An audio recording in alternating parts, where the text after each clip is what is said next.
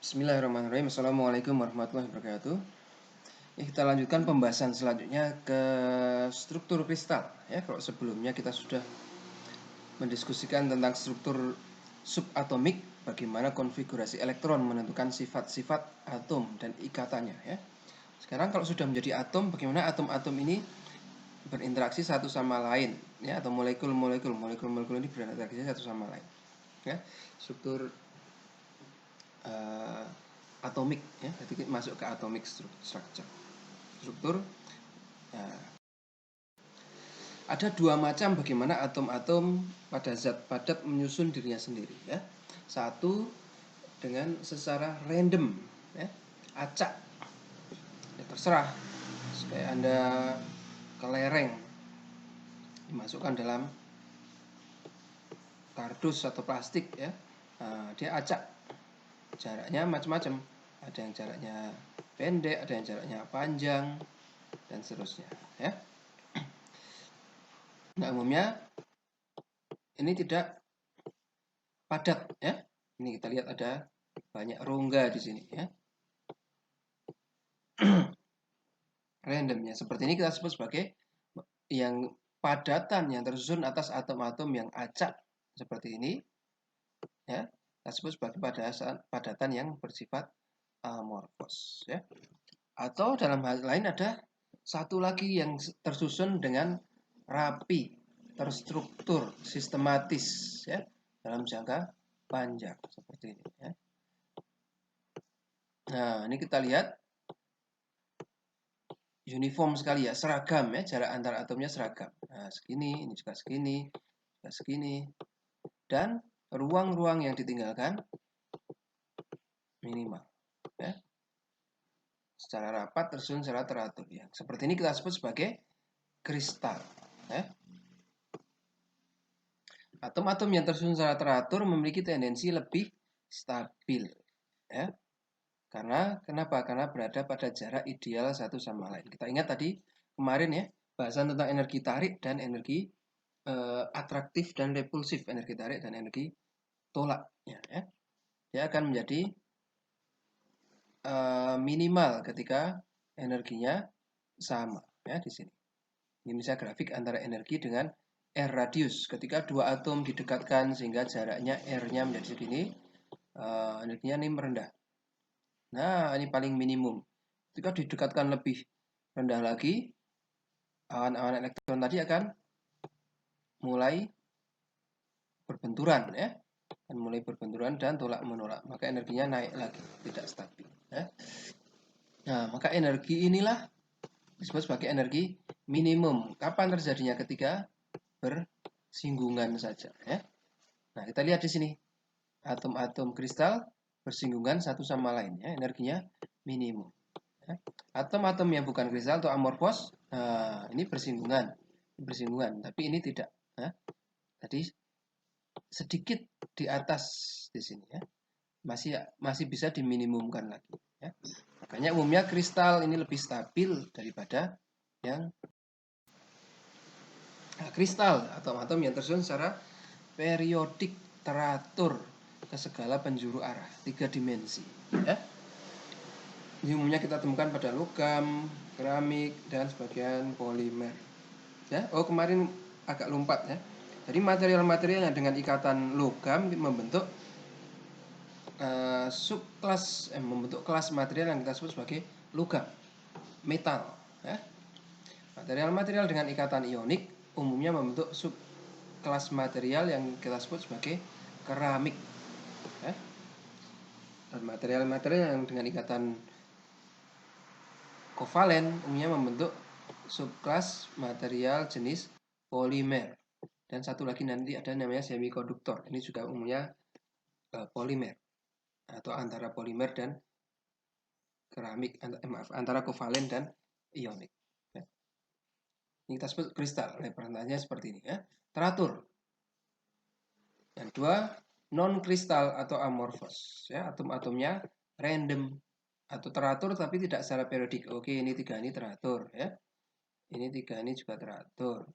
Ini 3 ini teratur, tapi ini kita lihat rongga yang dihasilkan tidak sama. Ini yang besar, ada yang kecil, ya. Di sini semua teratur. Segi 6, segi 6, segi 6. Ya.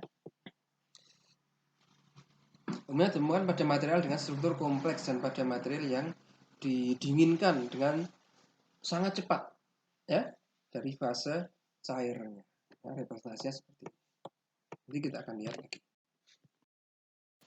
Nah, apa itu kristal?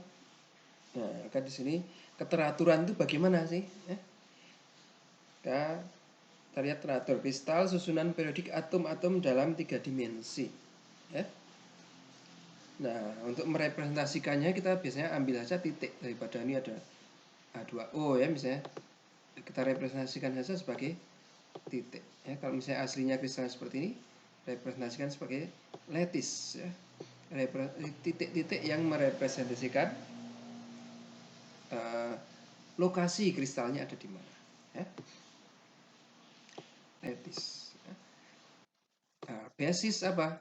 Ya, satu titik ini merepresentasikan apa? Ya, satu titik merepresentasikan satu molekul ini. Ya. Maka kristal itu sama dengan lattice dikalikan basisnya. Ya. Nah, lattice-nya ini, basisnya ini bisa menjadi ini. Atau lattice-nya ini, basisnya ini bisa menjadi ini. Ya. Maka kristal ini dan ini meskipun terlihatnya berbeda ya, nah, dia tergolong dalam lattice yang sama. Ya. Ya, lattice yang sama. Lattice apa tuh? Nah, ini kotak ya seperti ubin. Nanti dia bisa ditambahkan lagi secara dimensi ke sumbu X, sumbu Y, dan sumbu Z. Secara teratur akan membentuk kristal. Ya. Nah, maka untuk merepresentasikan itu ada berapa jenis lattice ya ada ya. Belum sampai sana. Ini baru unit cell. Selain itu kita juga punya definisi namanya unit cell ya. Kita sebut sebagai susunan paling kecil, paling sederhana dari sebuah kristal yang dapat merepresentasikan keseluruhan struktur kristal tersebut ya. Unit sel dapat direplikasi sebanyak tak terhingga ke semua arah menghasilkan struktur kristal tertentu ya. Ada banyak kemungkinan pengulangan terkecil dalam susunan atom. Sebuah unit sel yang kita pilih kenapa? Dipilih untuk merepresentasikan simetri ya. Jadi misalnya di sini ada susunan atom nih yang pink. Kan kita bisa menggunakan ini ya. Oh, aturannya ini saja. Terus kita replikasikan. Kita pindah ke kanan. Nah, ini akan menjadi satu susunan lagi ya. Kita pindah ke sebelahnya lagi, kita kopikan. Maka kalau kita copy terus menerus secara 3 dimensi akan membentuk kristalnya tadi ya. Tapi ini unit cell tidak. Belum tentu, karena unit cell itu adalah yang paling kecil. Ada yang lebih kecil dari ini tidak? Oh, ada ini misalnya segitiga. Ya. Nah, kita replikasikan ke arah kiri. Ke arah kiri. Tetapi tidak bisa menutup semua permukaan, harus ada yang dirotasikan di sini ya. Harus ada yang berbentuk segitiga terbalik. Ya. Maka ini juga bukan unit sel, terlalu kecil untuk sebuah unit sel. Unit sel adalah suatu yang kita replikasikan bisa menutup semua jenis kristal. Maka kita pilih seperti ini ya. Nah, paralelogram. Kalau kita kopikan di sini kan jadi itu nih. Kopikan lagi sama. Kopikan ke sumbu lain ya sama juga. Bisa mengcover ini ya. Bisa mengcover. Maka ya ini yang kita sebut sebagai unit cell. Representasi terkecil. Kalau ini terlalu besar, ada yang lebih kecil. Kalau ini terlalu kecil, tidak merepresentasikan. Nah, unit cell kita sebut representasi yang paling kecil yang dapat merepresentasikan susunan lattice sebuah kristal. Ya. Nah, satu unit sel ini umumnya dia memiliki 6 parameter dari unit sel. Ya. Sumbu X, sumbu Y, dan sumbu Z kita sebut sebagai A, B, dan C. Misalnya originnya di sini titik. Ya. A adalah dimensi sepanjang sumbu X. Y adalah dimensi sepanjang sumbu Y. Maaf, B adalah dimensi sepanjang sumbu Y. Dan C adalah dimensi sepanjang sumbu Z. Ya. Dia berapa panjangnya? Untuk satu unit itu di sumbu X dia A meter misalnya. disumbu Y, B meter disumbu Z, C meter. Ya. Juga kita karakterisasikan dengan 3 sudut. Ya. Sudut alfa, beta, dan gamma. Alfa apa? Alfa adalah sudut antara Y dan Z. Beta adalah sudut antara X dan Z. Ya, gamma adalah sudut antara X dan Y. Balikannya ya, pokoknya. Nah, yang selain itu. Alfa berarti yang selain A. Beta yang selain B. Gamma yang selain C. Ya, jadi misalnya alfa, A-nya dicoret, berarti sudut antara B dan C. Beta, sudut antara A dan C. Gamma, sudut antara A dan B. Begitu ya.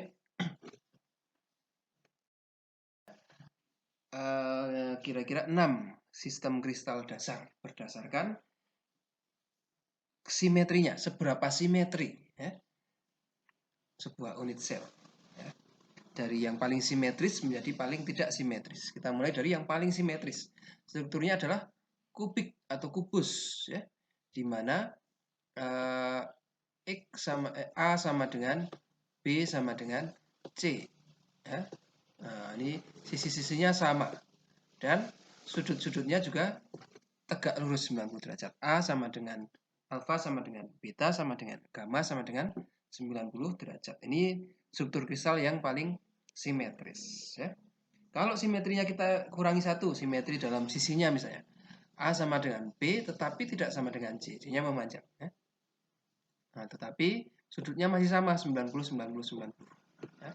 Maka kita dapatkan namanya tetragonal berbentuk batok ya. Ini simetrinya sedikit berkurang ya. Nah, kita kurangi lagi simetrinya. Ada yang namanya ortorombik. Sekarang sisinya berbeda sama sekali.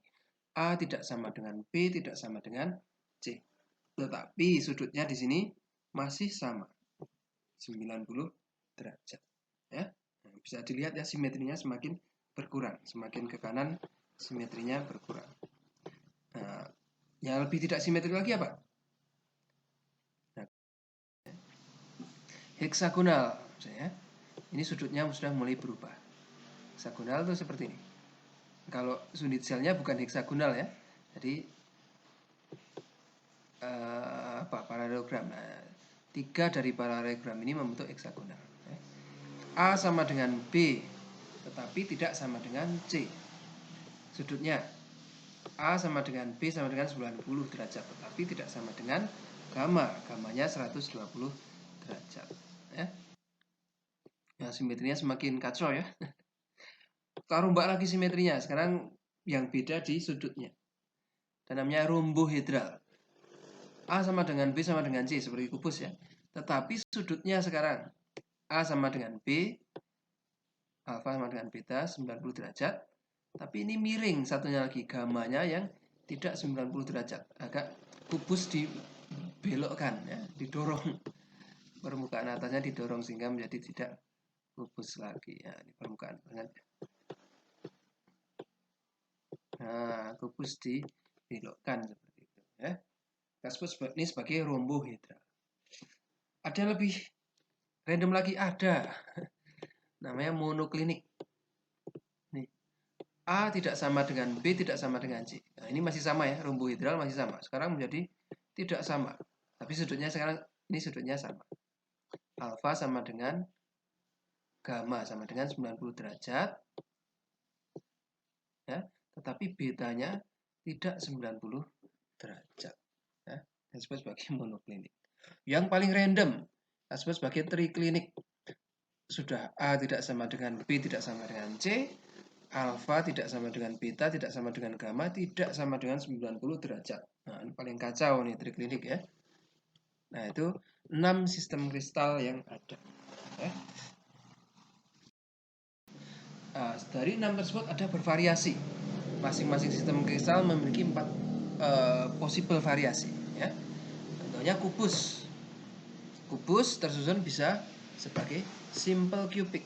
Jadi atom-atomnya hanya ada di sisi-sisinya saja. Ya. Disebut sebagai primitif. Ya. Lambangnya P di sini. Ya. Primitif. Ada juga yang seperti kubus tadi, dapat ditambahkan satu atom lagi di tengah-tengah.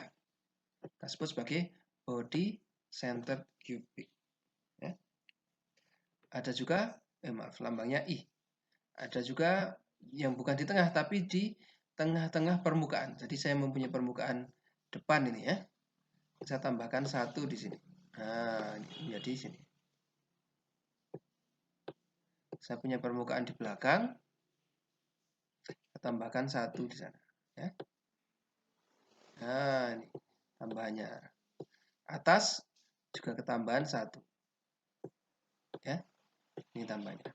Bawah juga ketambahan satu. Ini tambahnya. Depan ketambahan satu, belakang ketambahan satu. Ya, kita sebut sebagai face centered cubic. Misalnya untuk kubik, untuk kubus ya. Satu lagi yang ketambahan hanya satu sisi. Ya. Sisi yang lain tidak, depan belakang atas bawah tidak. Ini misalnya hanya kiri kanan saja yang ketambahan. Kita sebut sebagai one face center. Tambahnya C. Ya. Jadi tadi kita punya 7 sistem, tadi kok 6 ya? 7 harusnya bukan 6. 7 sistem kristal, ada 4 variasi. Jadi ada total 28 tipe lattice. Ya. Apakah seperti itu? Tidak. Ternyata hanya ada 4. Ya.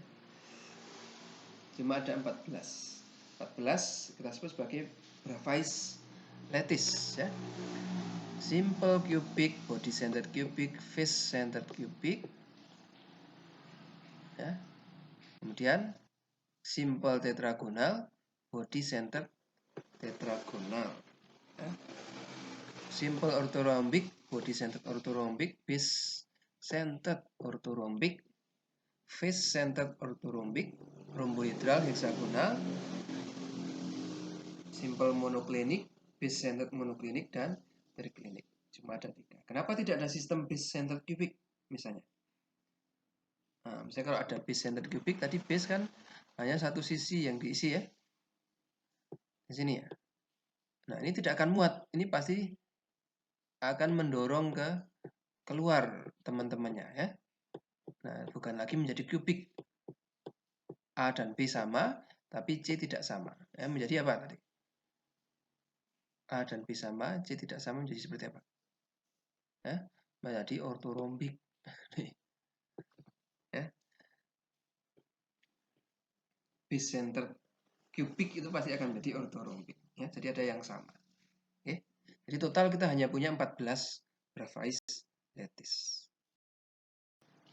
Nah, dalam kristalografi ada arah dan ada bidang. Ya. Dalam satu unit sel, sistem koordinat dipilih sedemikian rupa sehingga sumbu X, Y, Z berimpit dengan dimensi unit sel ABC. Ya. Jadi misalnya di sini titik 0, 0, 0-nya. Ini ke arah X, ke arah Y, dan ke arah Z. Ya. Nah, sebuah vektor dapat kita gambarkan dari titik origin tadi. Proyeksi panjang vektor terhadap sumbu A dan B dan C dinyatakan sebagai, terhadap sumbu X, Y, Z dinyatakan sebagai perpotongan garis. Nah, dengan dimensi unit sel ABC ya. Contoh, saya membuat garis di sini.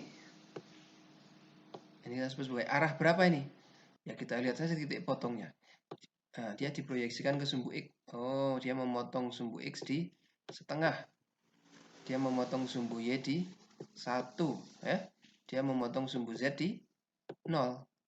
Maka kita lihat titik potongnya tadi setengah di sumbu X, 1 di sumbu Y, 0 di sumbu Z. Ya, setengah A, B, dan 0. Ya, itu adalah arah. Nah, arah ini dengan arah ini sama. Ya. Kenapa bisa sama? 0-0-nya di sini. Ya, kita ambil aja unit sel lain lagi di atasnya. Sekarang kita definisikan unit sel baru di sini 0, 0, 0. Ya.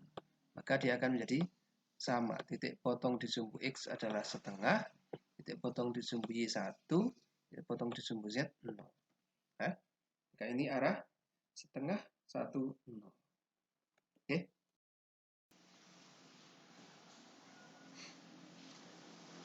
Bilangan, nah, arah kita definisikan sebagai bilangan bulat. Oh, tadi belum arah ya, tadi baru koordinat ya. Arah bilangan bulat terkecil dari titik potong vektor, ya. Disebutkan dalam tanda kurung tegak. Ya.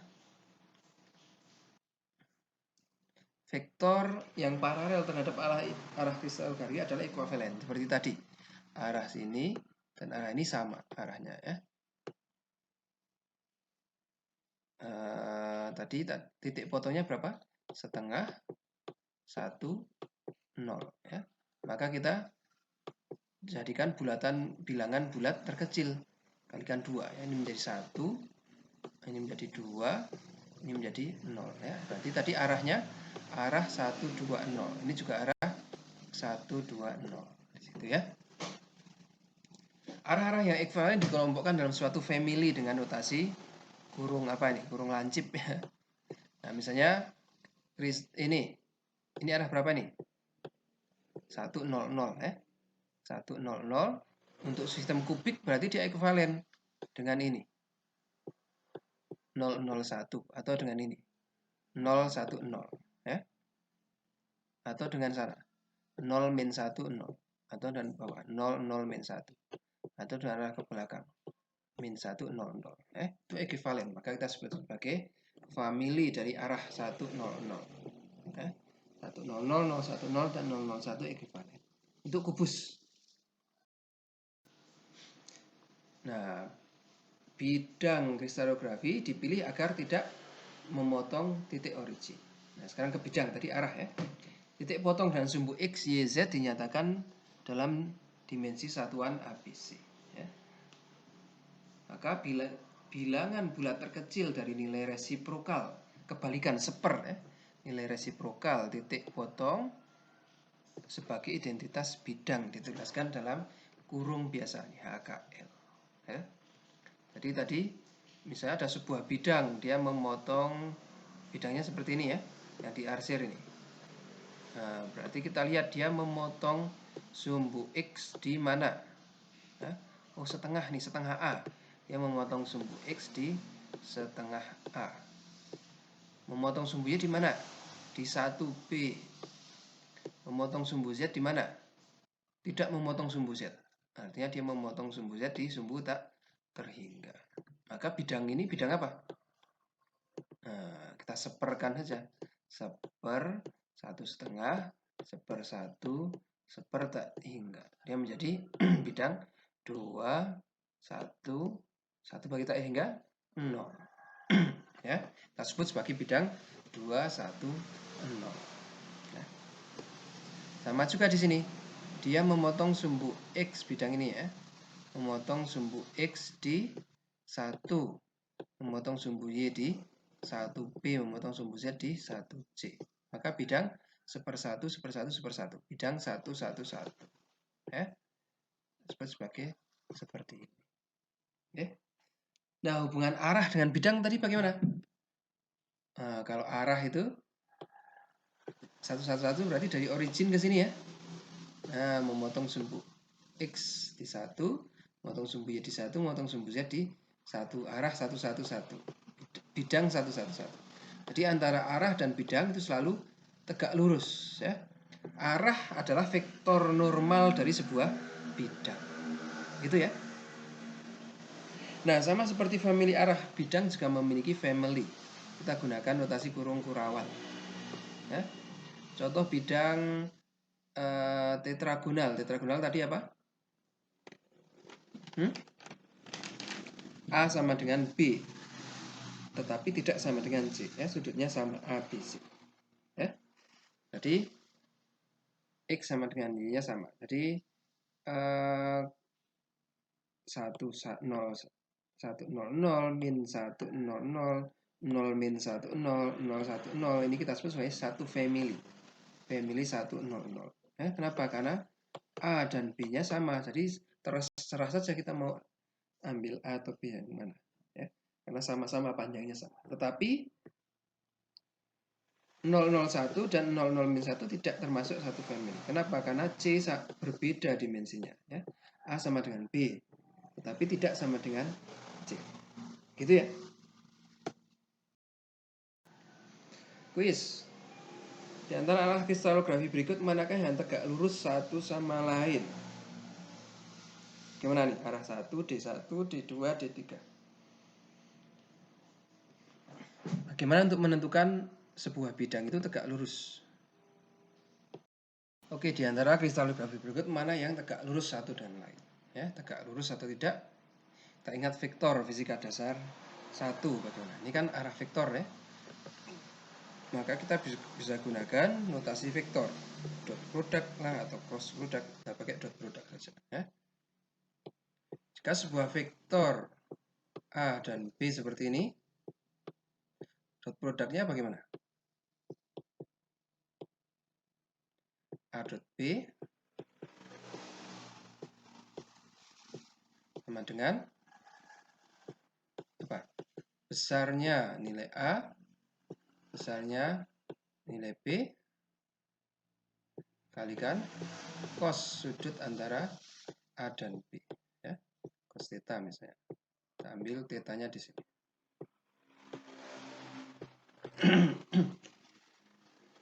Maka kalau tegak lurus bagaimana? Kalau sebuah vektor itu tegak lurus, tetanya 90. Cos theta, cos 90, 0. Ya. Jadi ini menjadi 0. Kalau tegak lurus berarti 0. A cross B, 0. Ya. Maka kita bisa gunakan itu. A cross B, A dot B, yang mana yang hasilnya 0. Ya. Saya coba D1 dan D2. Ya. 1, minus 2, 3. Kita dot produkkan dengan minus 3, 4, 2. Berapa hasilnya? 1 kalikan minus 3, minus 3. Ditambah minus 2 kalikan 4, minus 8. Ditambah 3 kali 2, 6. Hasilnya berapa? Bukan 0 ya. Berapa itu? Minus 3, minus 8. Berarti minus 5. Nah, ini hasilnya bukan 0. Berarti dia tidak 90 derajat. Tidak tegak lurus. Ya. Coba kita coba lagi. Apa nih? D1 dan D3 ya. 1 minus 2 dan 3. Kita dot produkkan dengan 3, 3, 1. 3, 3, 1. Ya.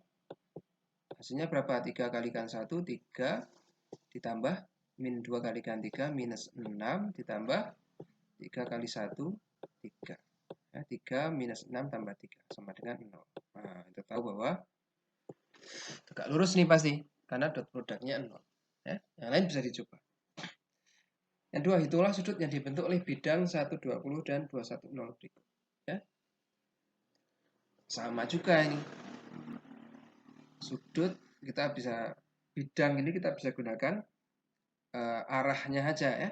Arah dari bidang tersebut adalah tegak lurus bidang. Kalau ini bidang sini berarti dia tegak lurus ke sana ya. Kita bisa gunakan sudut antara keduanya. Misalnya kita pakai dot product lagi ya. A dot B sama dengan A besarnya B kalikan cos sudut theta. Maka kalau saya mencari cos theta, bagaimana? Cos theta apa? Ya A dot B ya. 1, 2, 0 kalikan 2, 1, 0 dibagi besarnya magnitud dari A akar dari 1 kuadrat plus 2 kuadrat plus 0 kuadrat. Ya, akar 5 berarti ya. 1 plus 4. Akar B juga, yang B juga 2 kuadrat plus 1 kuadrat plus 0 kuadrat. Akar 5 juga nih. Ini berapa?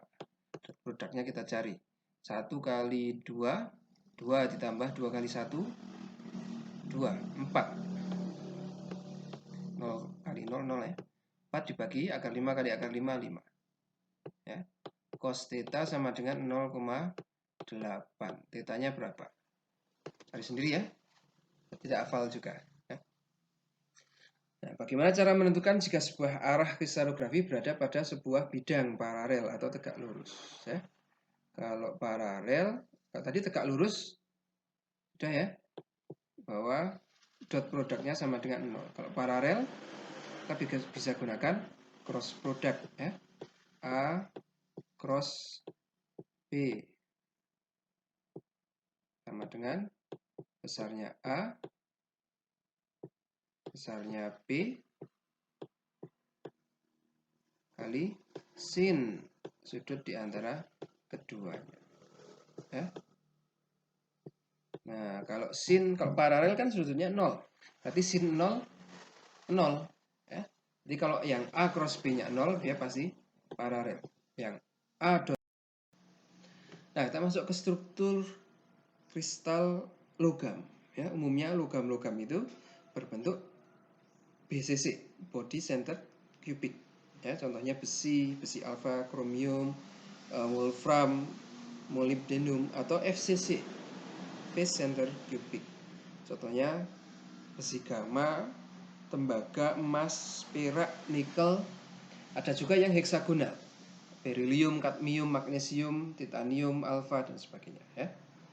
Material logam umumnya memiliki struktur kristal paling mampat, FCC atau HCP. Ya. Hanya sebagian saja yang tersusun dalam kristal BCC. Ya. Nah, beberapa material logam mungkin memiliki struktur kristal lebih dari satu jenis. Misalnya tergantung dari dia suhu berapa dan tekannya berapa. Kita sebut sebagai alotropi. Ya. Misalnya besi bisa sebagai BCC pada suhu rendah, bisa juga FCC ketika kita naikkan suhunya pada suhu tinggi. Nah, BCC seperti apa? Ini contohnya ya. Dalam sebuah kubus ujung-ujungnya ada atom ya, ditambah satu atom lagi di tengah-tengah di sini ya. Maka jumlah atom dalam satu unit sel berapa? Nah, ini kalau kita lihat potongannya ya. Ada 8 yang di ujung, tetapi 8 ini dibagi 8 unit sel ya. Ini unit sel sebelahnya juga seperti ini, juga unit sel sebelah sini ya, 1, 2, 3, 4. Kemudian bagi unit sel atasnya juga ya, 5, 6, 7, 8 ya. Jadi satu atom di corner itu dibagi 8 unit sel, maka kita punya 1/8 ya. Jadi atom di sudutnya ada jumlahnya 8, tetapi masing-masing hanya 1/8.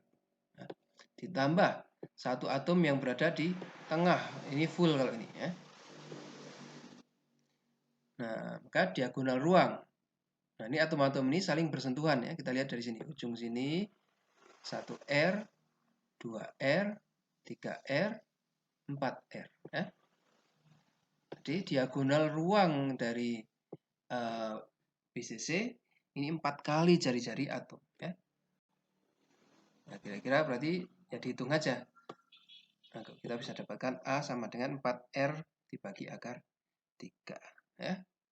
Dan atomic packing density, berapa rapat sih? Berapa persen ruangan yang digunakan untuk yang terisi oleh atom-atom? Ini kira-kira 68% atau 0,68. Jadi ruang sisanya berapa? 0,32 ya. FCC bagaimana? FCC sama atom-atom yang di ujung sudutnya sama ya, masing-masing 1/8 ditambah atom-atom yang ada di permukaan, depan, belakang, atas, bawah, kiri, kanan. Ya, kalau kita lihat akan seperti ini ya.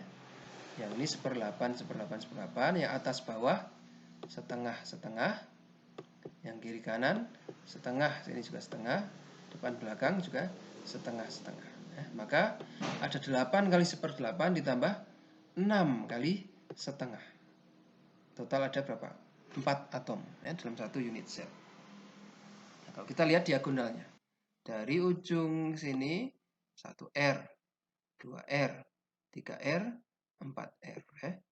Diagonal sisi sama dengan 4 kali jari-jari atom. Maka kita bisa do the math ya, bahwa sisinya berarti A sama dengan 2/2 kalikan radius dari atomnya ya.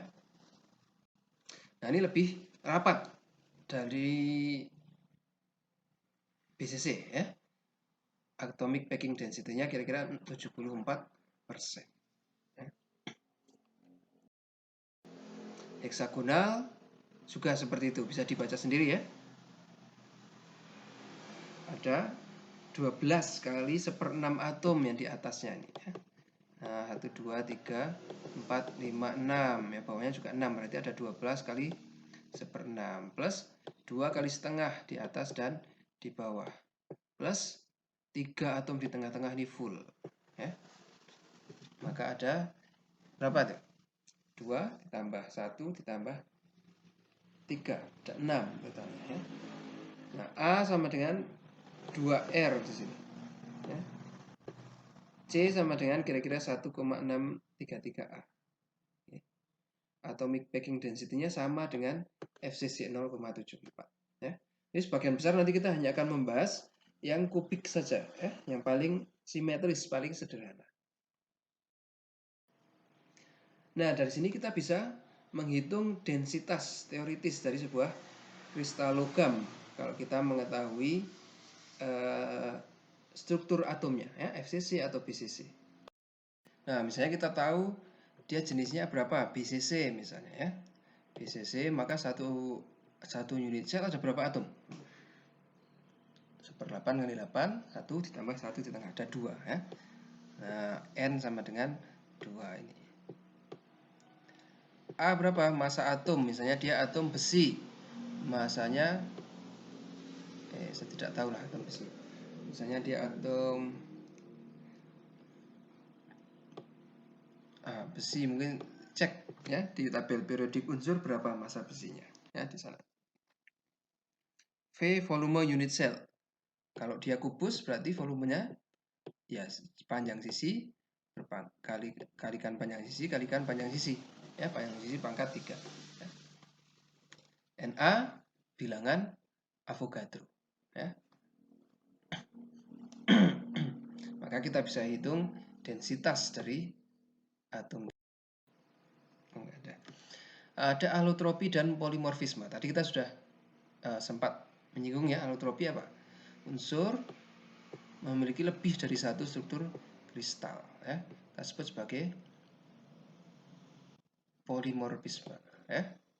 Allotropi adalah dibagi untuk polimorfisme pada kristal yang tersusun dari satu jenis atom ya. Kalau polimorfisme bisa untuk molekul atau bisa apa ya. Misalnya unsur C karbon terdapat dalam dua allotropi, grafit tadi dan diamond ya.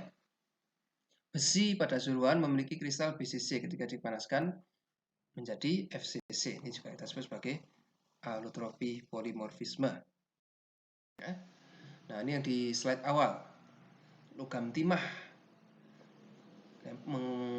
dapat mengalami perubahan allotropi dari timah putih menjadi timah abu-abu ya. Nah, timah putih awalnya tetragonal ya. Body center tetragonal ya, berubah menjadi struktur diamond ya. Nah, ini lebih mampat ya. Ini lebih rapat, ini lebih renggang. Ini kita lihat struktur diamond itu seperti FCC tetapi kurang rapat ya. Karena ada isinya ditambah lagi dengan kira-kira 4 atom di tengah-tengahnya ya. Jadi banyak ruang kosongnya ya. Lebih rapat BCT.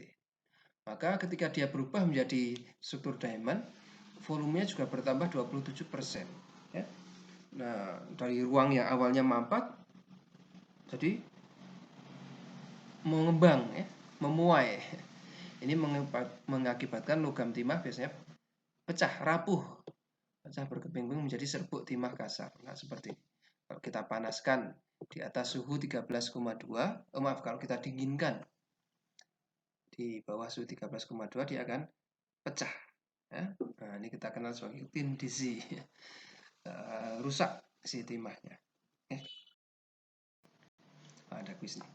Itulah densitas teoritis dari aluminium. Jika diketahui struktur atom aluminium adalah FCC, radius atomnya 0,143 dan massa atom 26,98 8. Ya, kita lihat ya, densitas sama dengan N kalikan apa tadi? Massa atom ya. Massa atom dibagi volume dibagi kalikan bilangan Avogadro. Ya. Untuk FCC, berapa banyak atom yang di dalamnya? Setengah kali 6 ditambah 1/8 kali 8. 4. Massa atomnya berapa? Kita kira 26,98 gram per mol dibagi volume. Volumenya kita belum tahu ya, yang tahu radius. Untuk FCC kita tahu tadi bagaimana?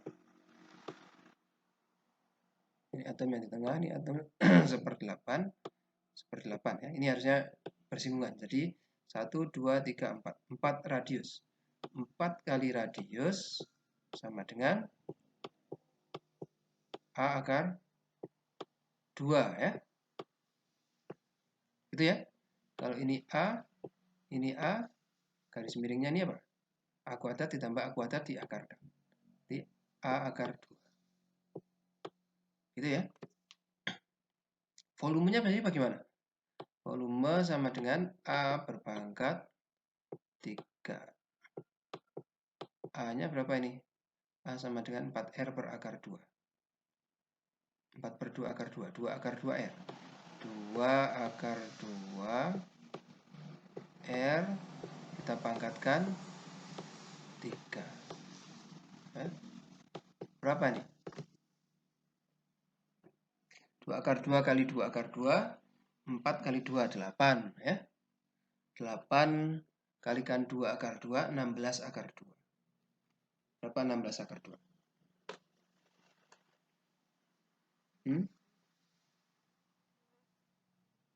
Akar 2 kira-kira 1,4 ya.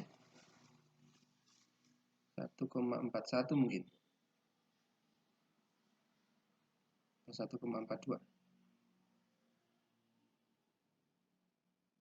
1,42 misalnya. Oh enggak, 1,41 ya. Jadi kita misalnya 16 kali 1,41 misalnya. Akar 2 kalikan R-nya berapa itu? 0,143 pangkat 3 ya. 143 kali 0,143 kali 0,143.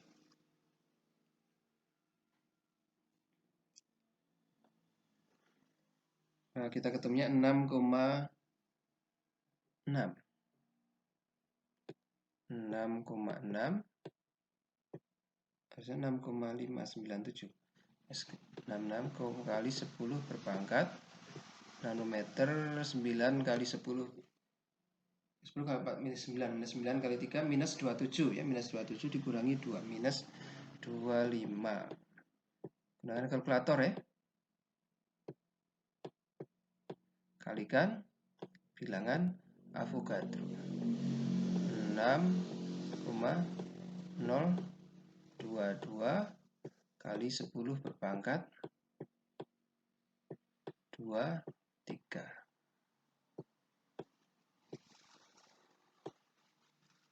Berapa nih kira-kira? Ya, kita hitung. 4 kali 26,98 bagi 6,6 bagi 6,022. Hasilnya kira-kira 2,71. 2,71 kali 10 berpangkat berapa ini? Kali 10 berpangkat 23, 25 minus 2 ya. 10 pangkat 2 gram per meter kubik ya. miligram per meter kubik. Benar nggak?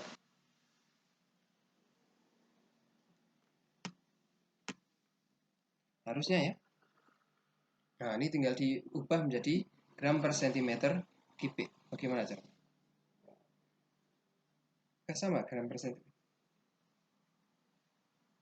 Ya, tinggal dicari aja ya. Tapi intinya rumusnya seperti ini. Oke.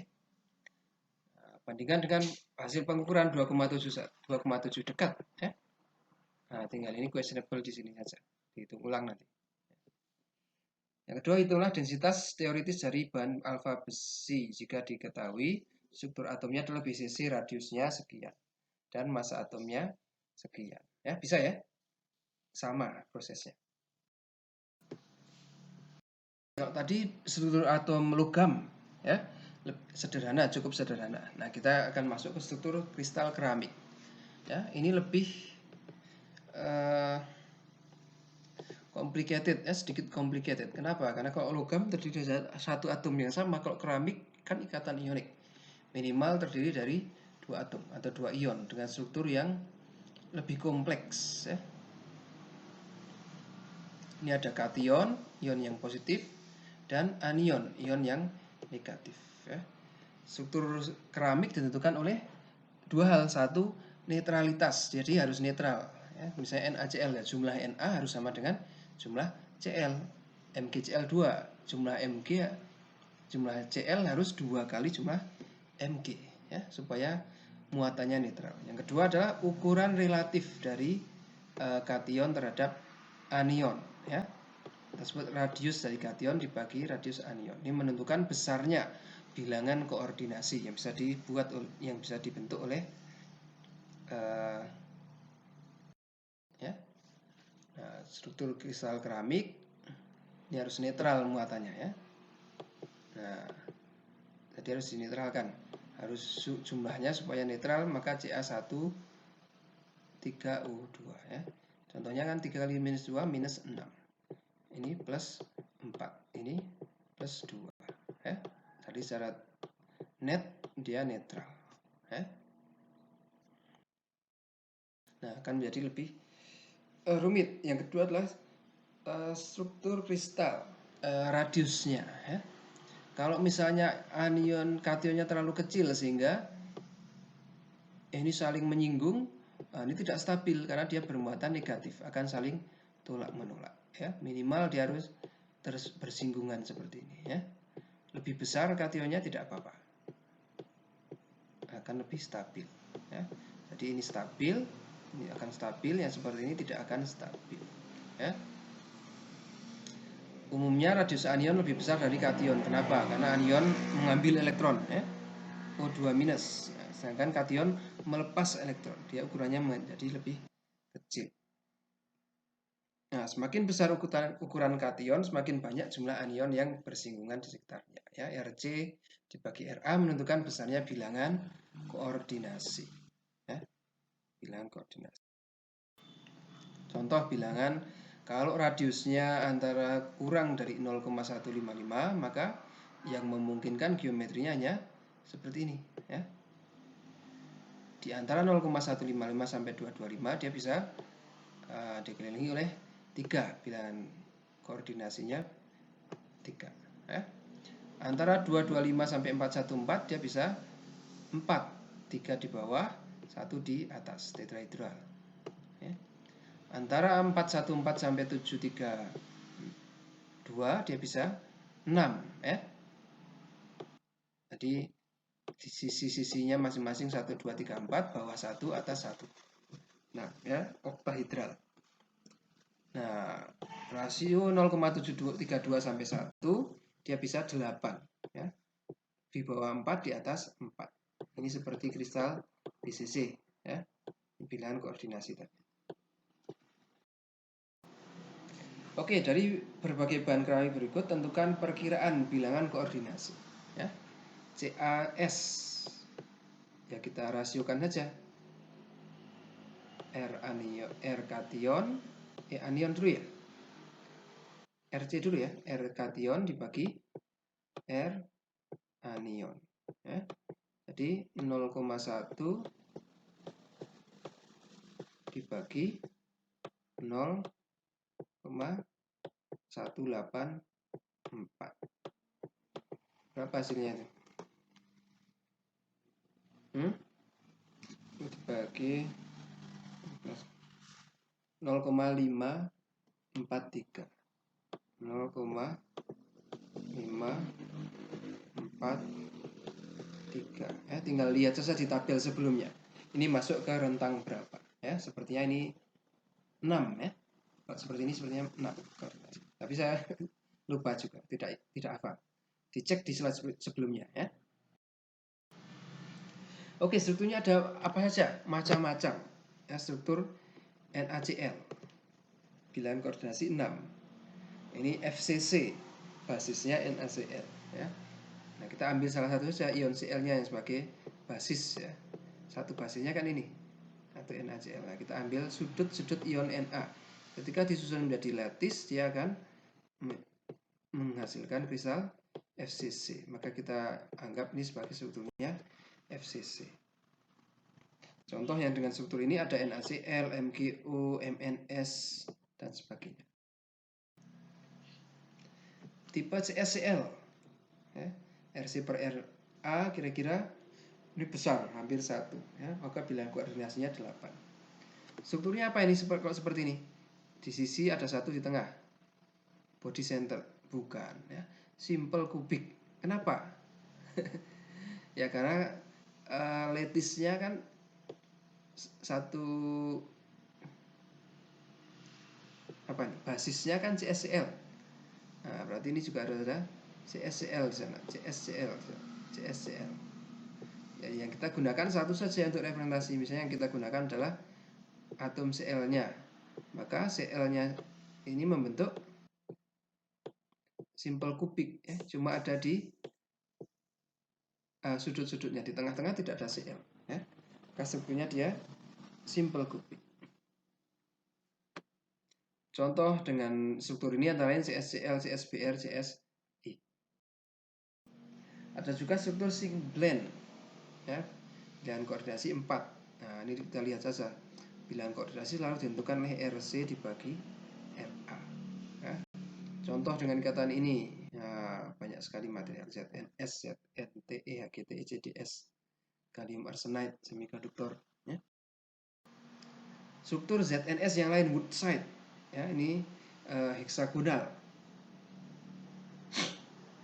ZNS, JDS, ZNO seperti ini. Struktur silika ada berbentuk oktahedral terdiri dari SiO2, di mana nanti oktahedral ini akan membentuk struktur lanjutan 3 dimensinya, ada macam-macam. Oke, berdasarkan bagaimana nanti oktahedral ini tersusun. Ya, ada yang bisa rantai panjang, ada yang bisa 3 dimensi. Ya, ada juga yang jadi amorfos, menjadi kaca. Ya, contohnya ada quartz, ada tridimit, ada kristobalit. Ya. Struktur perovskite. Nah, ini terdiri dari lebih dari 1 ion positif. Ya, contohnya ion positifnya ada kalsium, ada titanium. Ya. Strukturnya simple cubic. Ya, kenapa kok tidak FCC? Ya sama seperti tadi CsCl ya. Ini sebagai lattice. Sedangkan satu unitnya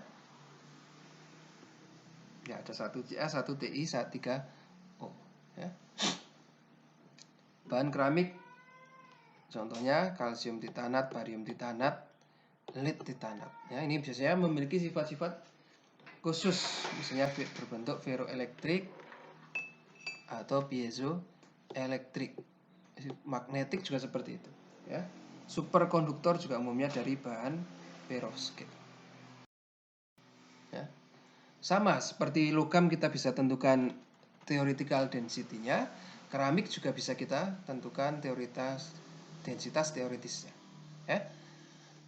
Cuma agak ribet saja karena ada anionnya berapa, kationnya berapa, dan volumenya juga lebih ribet untuk dihitung ya. Tadi ionik dan logam ya. Bagaimana kalau kovalen? Nah, kovalen ada dua struktur kristalnya seperti pada semikonduktor. Contohnya adalah silikon atau diamond, intan ya. Berbentuk FCC dengan basisnya 2 atom C ya. Satu unit sel terdiri dari 8 atom. Contohnya dengan ikatan ini adalah karbon yang membentuk intan atau silikon, germanium. Ya, ini mirip dengan struktur zinc blende.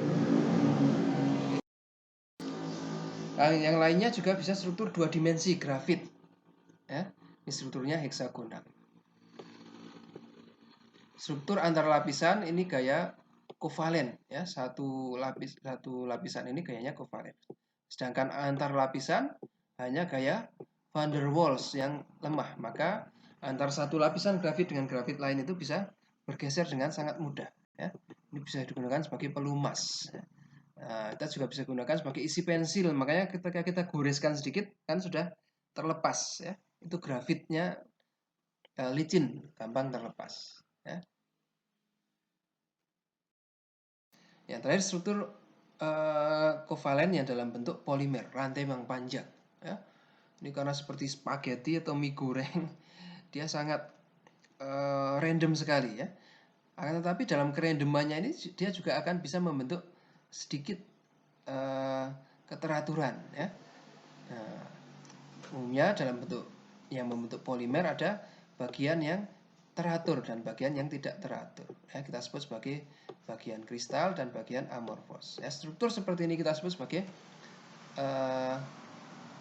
apa nih namanya ya, semi kristal ya, setengah kristal, tidak benar-benar kristal, semi kristal, polimer semi kristal ya. Nah, seperti apa bentuk yang kristalnya? Nah, ini seperti ini, rantainya tadi melekuk dan cukup beraturan ya. Nah, tidak seperti benang ruwet. Nah, ini bagian kristalnya ya. Nah, itu kira-kira struktur-struktur kristal yang bisa dibentuk oleh atom-atom yang berikatan ionik, kovalen, atau ikatan logam ya. Kita sudah bahas semuanya ya. Mudah-mudahan yang sedikit ini bermanfaat. Kita cukupkan dengan hamdalah bersama-sama. Alhamdulillahirabbil alamin. Assalamualaikum warahmatullahi wabarakatuh.